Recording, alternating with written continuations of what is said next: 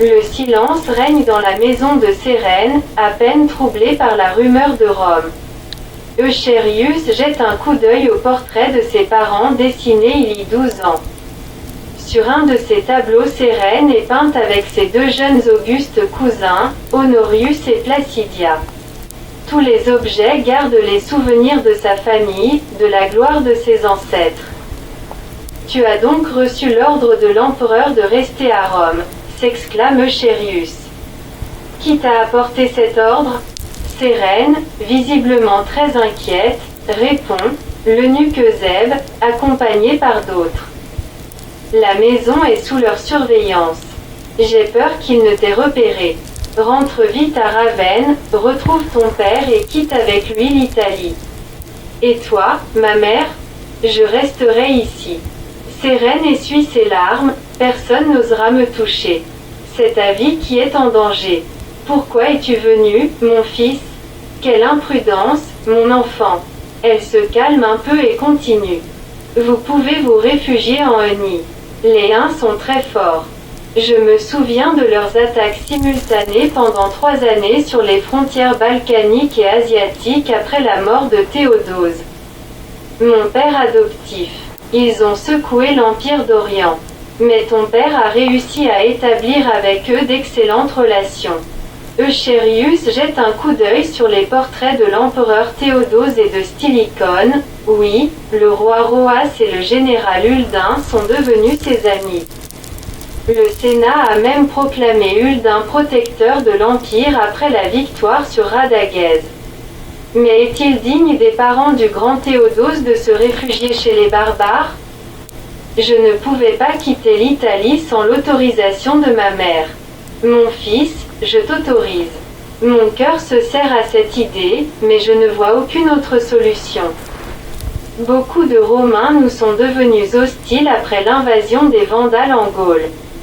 Ils ont tout oublié, les gens ne se souviennent maintenant que des origines vandales de ton père. Mais mon père est né à Rome, s'exclame Euchérius. Il est plus romain que les Romains qui ont perdu les valeurs de leurs ancêtres. Sérène se lève et s'approche prudemment d'une fenêtre car elle entend du bruit. Elle ne voit rien de suspect et parle tout en continuant à observer la rue. Ton père n'a jamais mis son intérêt particulier avant l'intérêt public. Il a déjoué toutes les intrigues en découvrant des lettres clandestines et malfaisantes, ou des mains payées pour le crime. J'ai toujours admiré que pendant les heures de détresse il n'ait jamais prononcé aucune parole indigne de Rome. Mais cette fois, Olympius, ce grec rusé du bord de la mer Noire, nous a déjoués. Même Thermentia n'a rien soupçonné. Le pauvre Honorius est impuissant, soupire Sérène. Tu sais que ta sœur est toujours vierge ? Après 4 années de mariage ? S'étonne Euchérius. Je ne m'étonne pas qu'elle n'ait rien remarqué. Mais qui pouvait attendre des actions si ignobles de la part d'Honorius, si doux et si tranquille ? Soudain, Sérène pâlit et recule lentement. Euchérius jette un coup d'œil par la fenêtre et voit 2 eunuques armés et quelques soldats qui discutent. Euchérius se mord les lèvres. Apparemment, ils savent que je suis ici. Il faut te réfugier dans l'église à côté. Ils n'oseront pas violer le droit d'asile. Sérène et Euchérius traversent rapidement le jardin avec les fontaines et les statues. L'église a une porte qui donne sur leur jardin que Sérène ouvre avec sa propre clé. Elle venait souvent prier ici pour le retour de son mari quand Stylicone était en guerre. Ils entrent dans l'église. Le prêtre les salue respectueusement. Sérène prie brièvement, embrasse tendrement son fils et rentre chez elle pour voir ce qui se passe. Elle espère encore que Zève ne sait pas que son fils l'a rejointe. Euchérius remarque avec effroi que sa mère porte toujours son superbe collier qui décorait autrefois la statue de Vesta, déesse du feu et protectrice de Rome. Les anciens dieux romains peuvent-ils se venger ? Sinon, comment expliquer que sa famille si puissante ait perdu son influence si brusquement et qu'il ne lui reste plus rien que de se cacher dans cette église ? Euchérius ferme la porte derrière sa mère et commence à prier. Bientôt, il entend avec angoisse les voix des eunuques et des soldats qui encerclent l'église. Les autres soldats fidèles à Stylicone, restés dans sa villa non loin de Rome, attendent avec impatience le retour d'Euchérius. Mais un esclave de Cérène leur apporte la mauvaise nouvelle. Éric, le chef du détachement, s'indigne. Ils ont violé le droit d'asile attribué à l'Église. L'eunuque Eusèbe a montré au prêtre l'ordre d'arrêt signé par l'empereur, confirme l'esclave. Euchérius a été tué à quelques pas de l'Église. L'ordre de l'empereur se trouve ainsi plus puissant que le droit d'asile. Les soldats s'exclament « Vengeance ! Brûlons les villas ! Ne reconnaissons plus cet empereur ignoble. Allons chercher Alaric. » Le détachement barbare commence son tour de Rome en brûlant les villas. Les soldats sont déchaînés.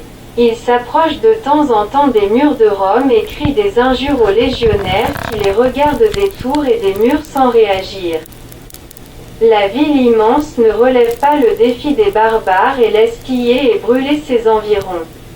Les cavaliers barbares contournent facilement quelques détachements d'infanterie, sortis à la demande des propriétaires des villas, et continuent leur activité destructrice.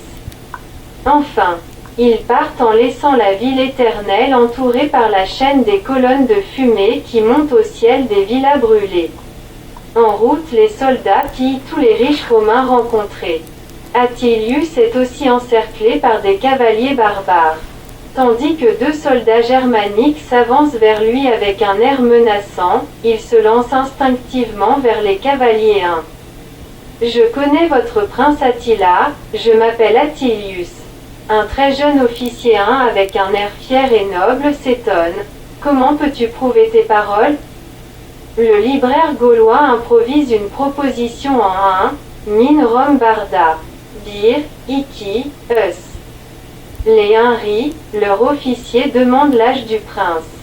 13, Eus, répond Attilius. Son père s'appelait Mundzuk. Quand les cavaliers partent sans le piller. Attilius remercie Dieu qui lui a envoyé Attila et ses Huns à la frontière de l'Italie et sa propre curiosité pour les langues. Il parle couramment latin, grec, gaulois et franc. Maintenant, il décide d'apprendre à parler goth et huin. Attilius aime apprendre les langues car c'est une occupation facile et agréable pour lui. Attilius se souvient de son voyage après sa séparation avec des Huns.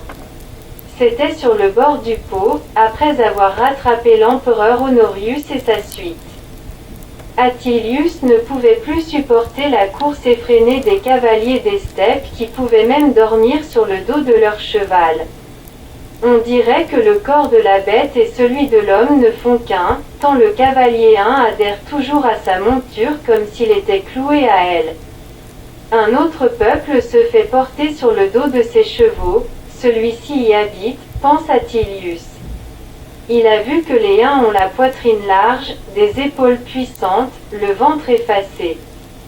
Quand ils sont à pied, leur taille est moyenne, mais elle paraît haute, si on les voit à cheval, ainsi on les croit grands quand ils sont assis. Fatigué, Attilius a préféré s'embarquer sur un bateau, appelé « courrier », et pouvait ainsi contempler tranquillement les berges revêtues souvent de bois de chêne et d'érable et calmer ses nerfs agités par ses aventures en écoutant le chant des oiseaux. Arrivé à Ravenne, il a été surpris par les nouvelles, on a découvert le complot de Stylicone qui a été exécuté comme un ennemi public. Poursuivant sa route, il a traversé le Rubicon, célèbre par la révolte de César. Quant aux villes de la voie flaminienne, il n'a fait que les traverser, pressé de parvenir rapidement à Rome pour éviter les rencontres avec les soldats barbares dispersés après la mort de Stylicone. Et voilà, cette rencontre inattendue avec ces cavaliers terribles car Attilius ne pensait pas rencontrer leur détachement venant de Rome.